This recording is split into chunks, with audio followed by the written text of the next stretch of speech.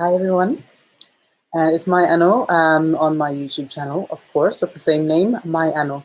And today we are going to be talking about Baba Harare. Baba Harare, who's straight out of Zimbabwe, as you probably well know, who sings jiti music.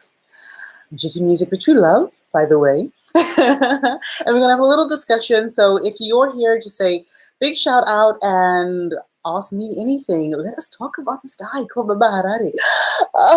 Okay, but before we start, I'm just going to let you know I'm going to be doing live streams. I've been intending to do videos to put up onto this channel, but I'm unfortunately, as most of us are, under lockdown. So I've got 2 kids who take up a lot of my time. I love them to bits, but it means that it's very hard for me to actually get very much in the sense of actually working done. So I thought I would actually just do live streams. You will see mistakes as they happen. I will get tongue-tied. I apologize in advance. But apart from that, let's have fun. Let's have a little chat. If you roll through the room, say hello, ask me a question. And yeah, tell me where you're watching from. Okay, so Baba Harare. Oh my God. You know that. I'm not even going to say it. But some people are just temptations born and placed on this earth.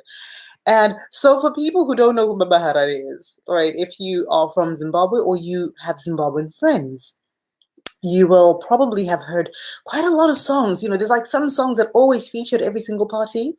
His music always features at every party because this guy sings what's known as jiti music. And this is like old school, like proper traditional with the drums and everything, like really sort of heavy tempo kind of African music.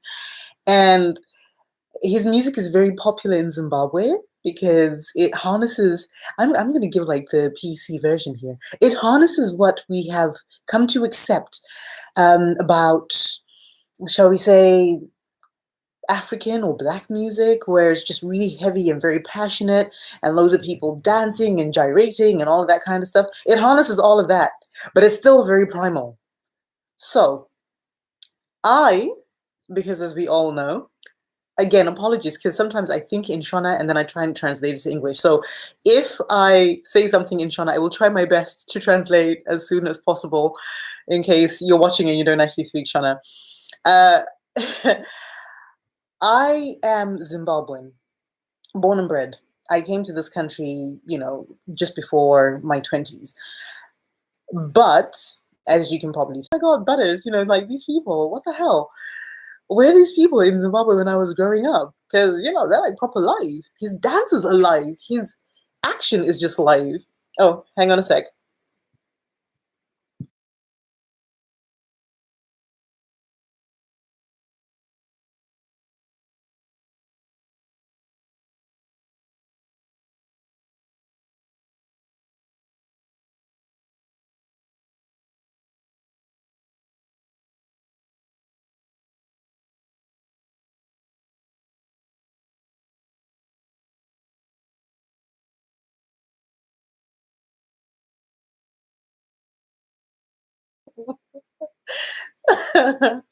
Right, okay, sorry about that. I told my husband I was going to do a live stream.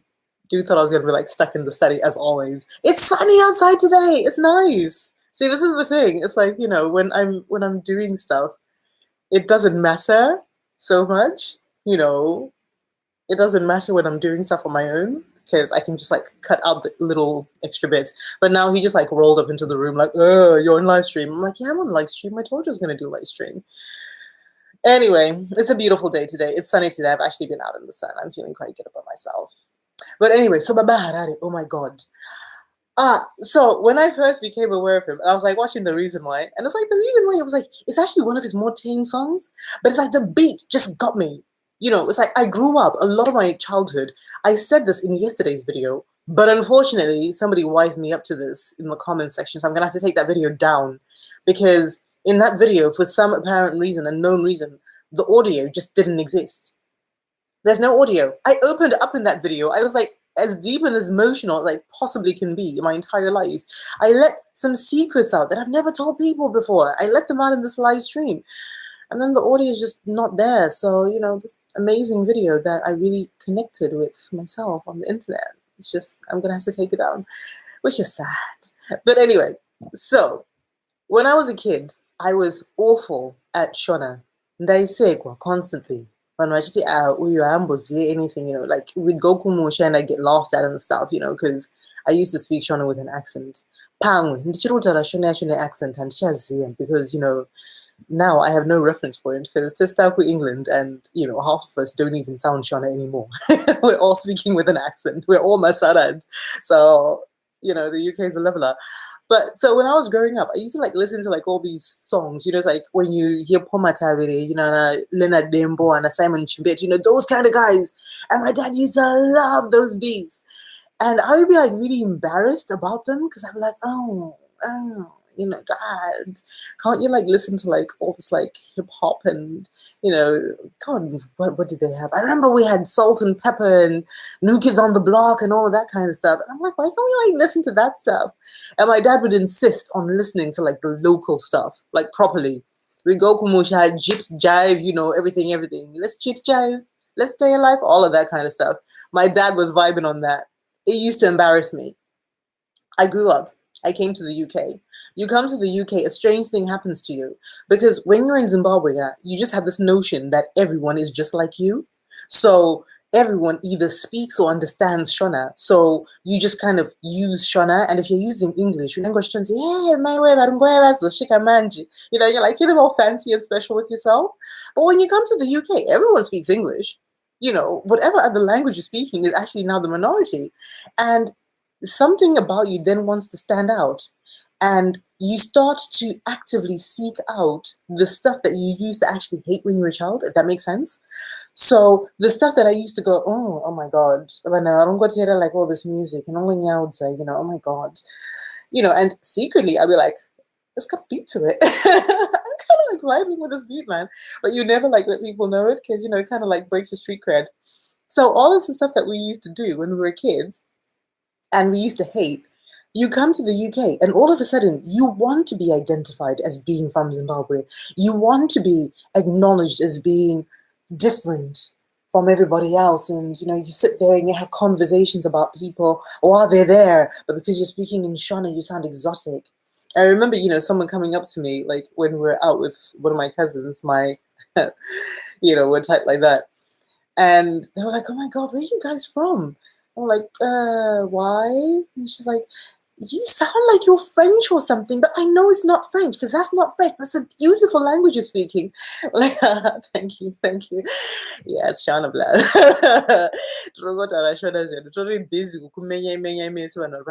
So it was like you then start to go back to what it actually meant to be Zimbabwean. And I used to love it. I used to love listening to the Zimbabwean beats. I used to them, I followed all that transition from when people were still trying to like do, I can't remember what the transition thing was, but they tried to do like semi-Western music. There was like all sorts of like Zim rap and hip hop type stuff. And then Zim dancehall picked up and that's kind of taken off in its own trajectory. And then more recently, which is where I'm like now very excited, more recently, all that old school stuff is coming back. I mean, I'm not even, I dare you, if you grew up in Zimbabwe, to actually tell me that you didn't actually know the lyrics. When was there that Paul Matari song?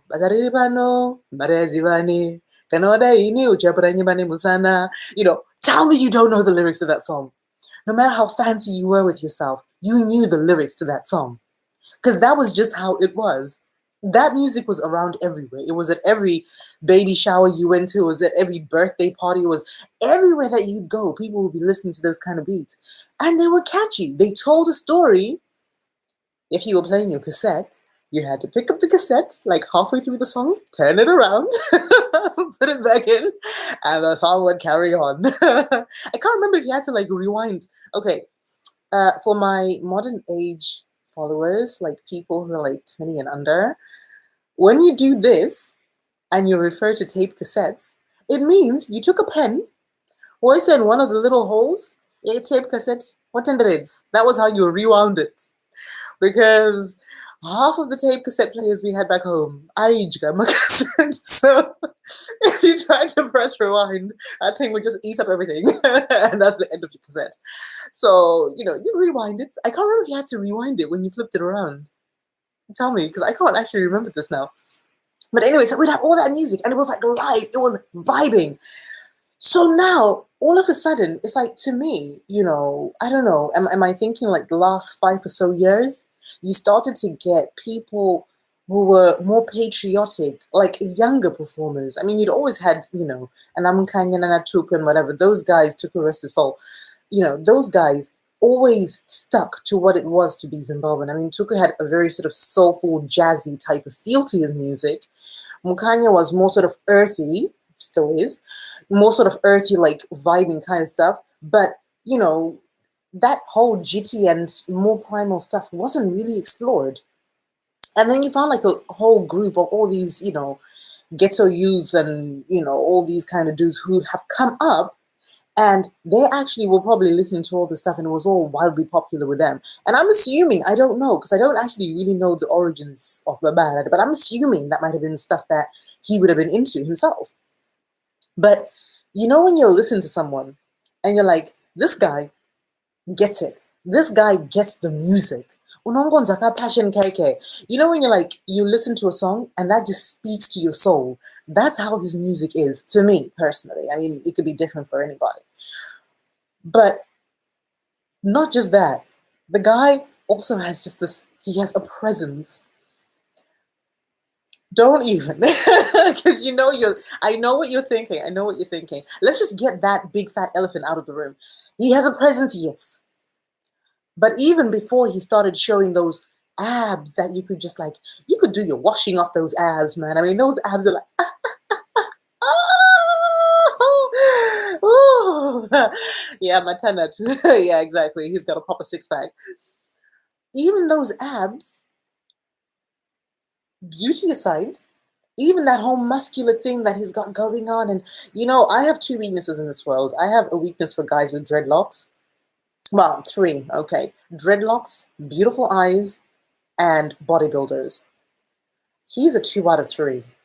I mean, if that dude had like amazing eyes, he'd be a total triple threat. I might have to seriously rethink my mission statement in life. I'm gonna be like, you know what? You got a wife, I got a husband. Can we do a swapsies and just like swap lives? I'm kidding. Anybody who knows me, before y'all people start getting triggered and stuff, I am kidding. I run my mouth. I run my mouth because at least one part of me got to exercise. So deal with it. So the guy is a double threat. You can't even tell me that you don't watch most of his videos because of that body. You can't even pretend that you haven't noticed that the dude has a six-pack. He references his six-pack like all the time. It's amazing. We accept that. We're at peace with that. He's gorgeous. We're at peace with that. And of course, he then also added the other little formula that, they started to realize in Zimbabwe that, if you bring out women who are twerking and shaking their booties everywhere, people get all amazed. I go back to one of my videos about Bev Sabanda. I actually found out that Bev was actually Zimbabwean through that whole thing where, she was going through all her nextness and stuff with her ex and stuff. That's the only time I found out she was actually a Zimbabwean chick. I was just like, oh my God, people dance like that in Zimbabwe nowadays. But it's like, he harnessed onto that. The thing is, we're all primal and we're all very sort of, oh my God, people can dance like that. Oh my God, this is like so on the verge. Is this stuff even like, can it be shown before the watershed? So he harnessed all of that. And his music just took off. Now, don't get me wrong. I completely respect this dude. I will explain to you why. Besides the body.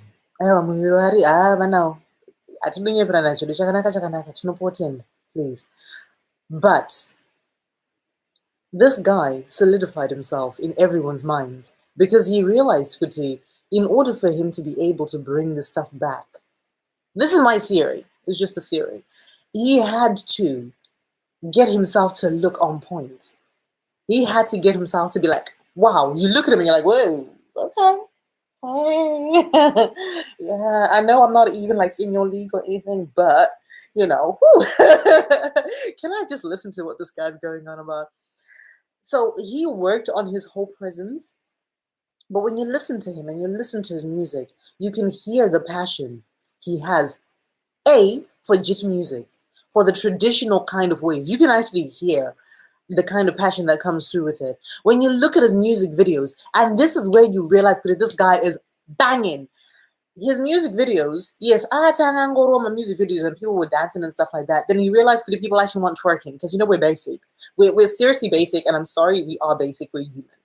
He realized then that people like twerking, so he brought in the twerking brigade, and the people had fantastic dances. I mean, what's that song?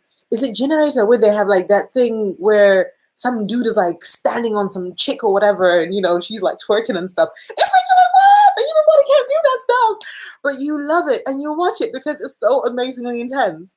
So he harnessed that. And now, do you know what? This is where I have so much respect for this guy. Musically, I have so much respect for him because I really only follow his music. Now he started to bring back the proper deep, like music Shigure. When I was growing up, we were never allowed to see, Shigure because, that was like way past our, age range. It was all deep and there was all traditionalisms and stuff that we didn't understand. And yeah, we were never allowed to see them, but we'd hear the music. So that music, even though we weren't present seeing Jigure Jishina, like through Kumamisha and stuff, we would hear them. And that speaks to your childhood. Now, he's brought that music. His latest song that I've heard, there might be another latest one, I don't know. I'll have to double check. But the one that I'm in love with right now, Hakuna Mvana. Lyrics, yeah, they're great. It's a nice little story, talking about a chick, who's got all these friends who are, sort of like single moms and stuff, but, she wasn't herself, but she's very eligible kind of chick, whatever. And it's great. And he plays around with like language and stuff. So you'll start with, he's just talking about cows, Mombeka Poya.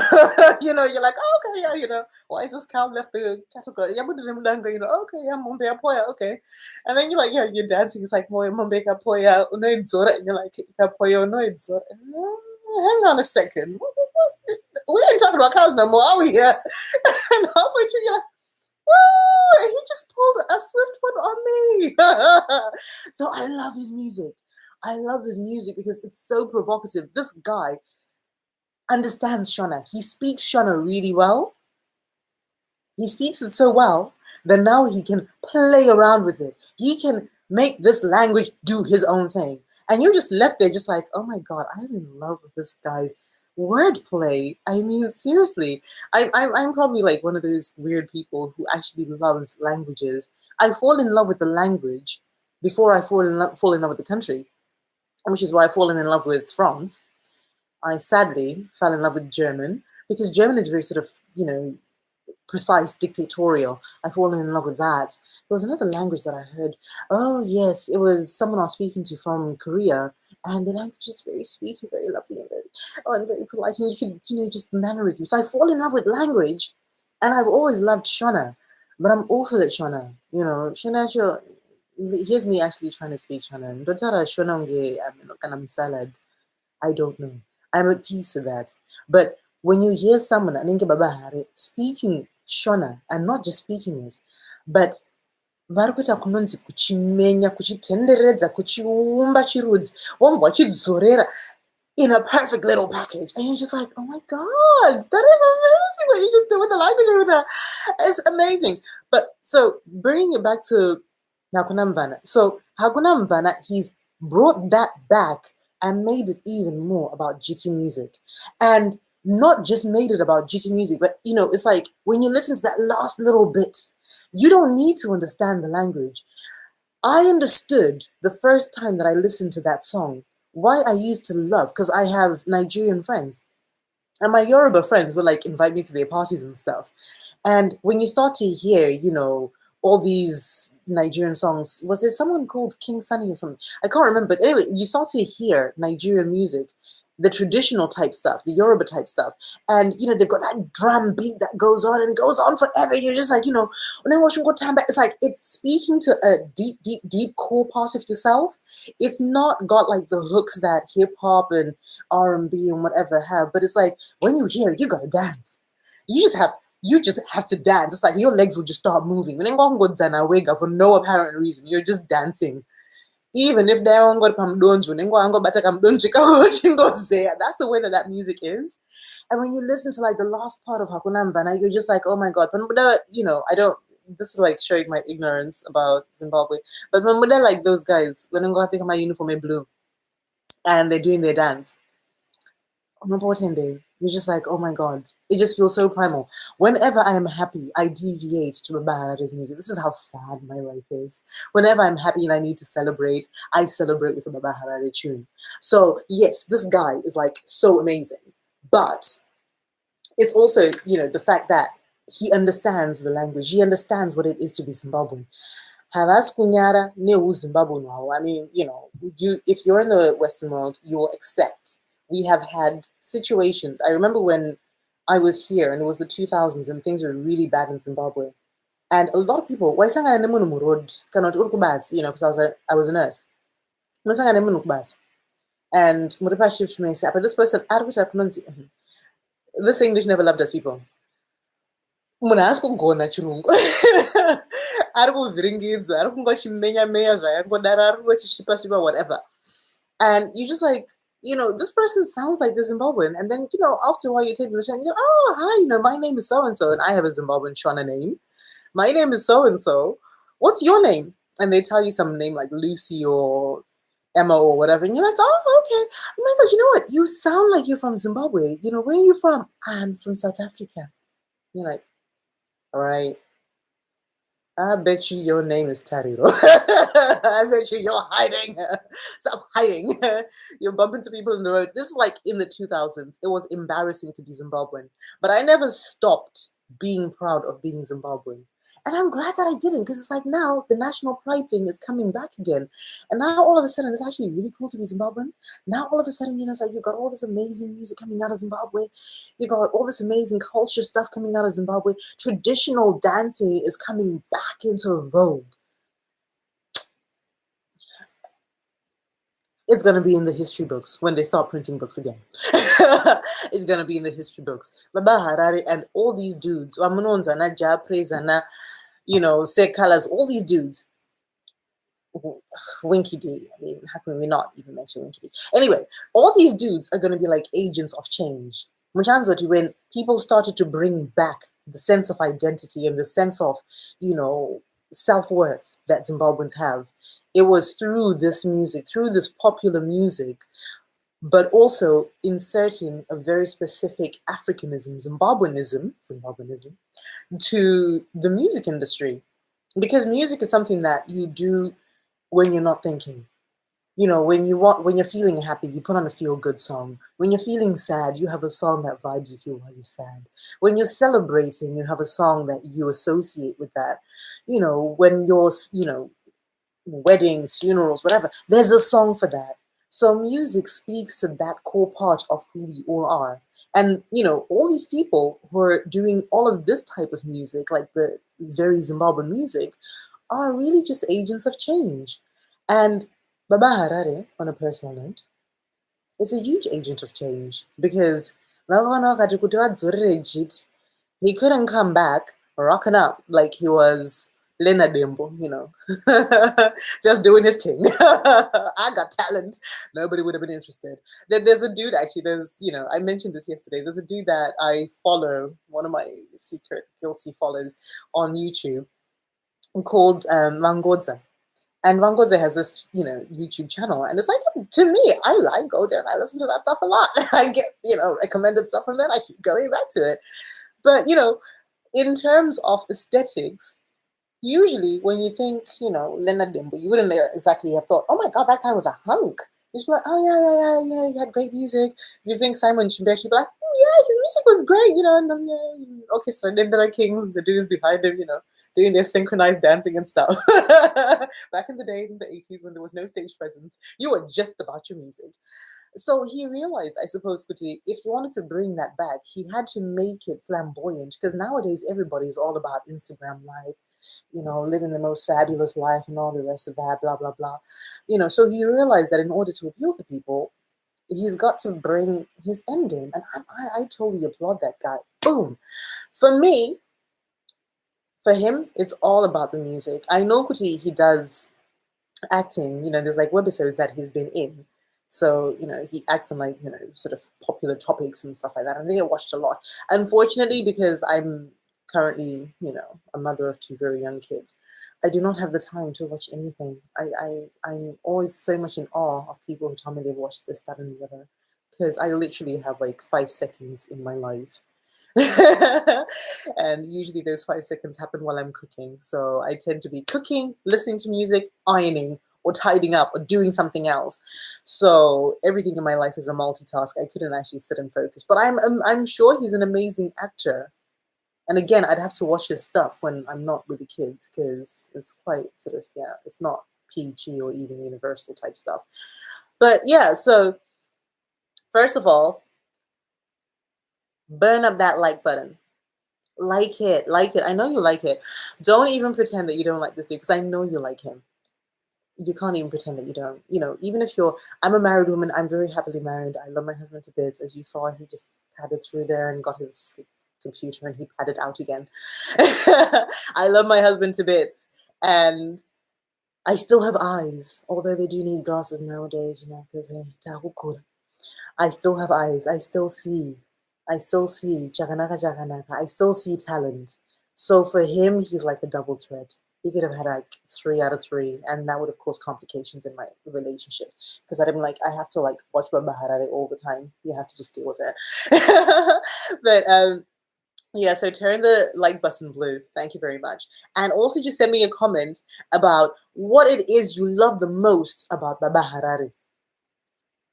And then write down what your favorite song from Baba Harare is. I want to see what people actually enjoy. My favorite song would have to be Hakunamvana. If he does a song that has traditional banging beats like that one, if he brings out another song that can top that, I might just have to reconsider flying kuZimbabwe Zimbabwe, just so I can shake his hand and go, I made a mess, and come back. Because that song was vibing. So Hakunamvana, every single time I listen to his music, he just seems to get better. He's becoming more comfortable and confident in himself as an artist. His presence is just, he's present, man. He's present in so many ways. It's for real, man. Right, so that's the end of our thing. Y'all gonna disappear now, aren't you? Anyway, so tomorrow, what I've decided to do is that, because now we're like splitting time with my husband, I actually have time to work.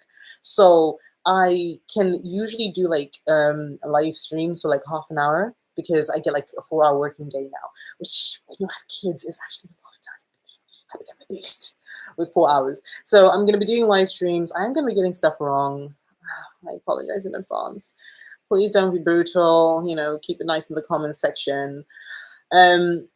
So every single day I will post in the morning, hopefully as soon as I find out from my husband what time I'm working. I'll post in the morning what time I'll be coming on to do a live stream.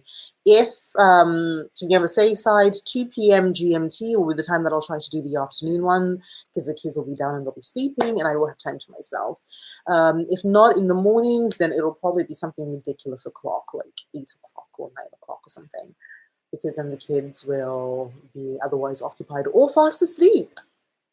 Yeah, so I'm going to try and do that, just do live streams every single day. You can also just send me messages or comment in the section below and say what kind of topics you would like me to cover. I personally am very passionate about Zimbabwe, and I'm also extremely passionate about relationships. I apologize in advance because I'm very opinionated about relationships. And sadly, I'm a person who tells people the truth. You would think that's actually not a bad thing, but you'd be amazed how many people don't want to know the truth when it comes to things like relationships or their particular relationship.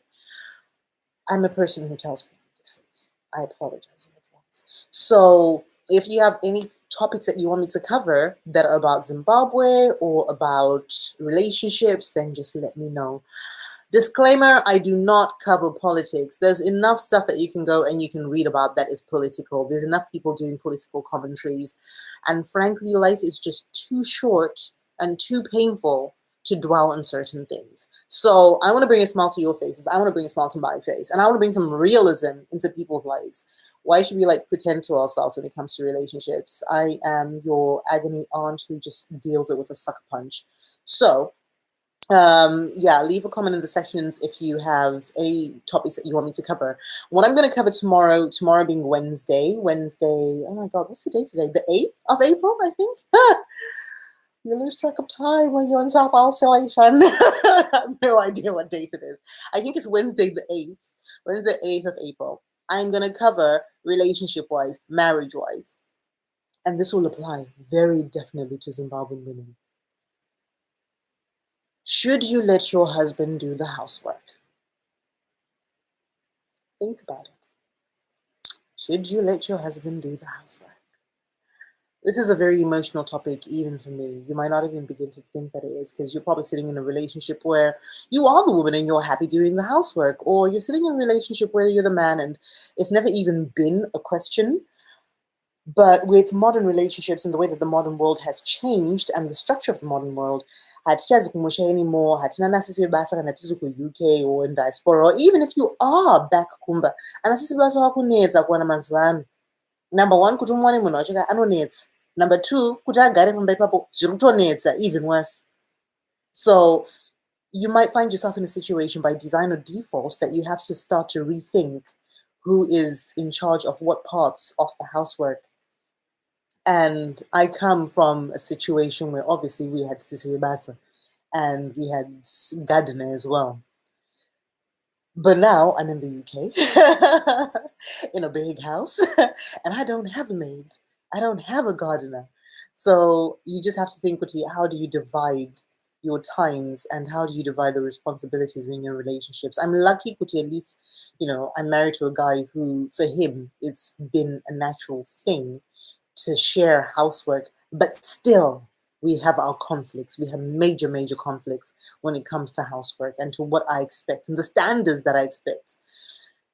We will dig into this tomorrow. This is going to be an exciting one. So you guys have an amazing day. Thank you for listening. Thank you for watching if you've watched all the way to the end. And I will see you again tomorrow.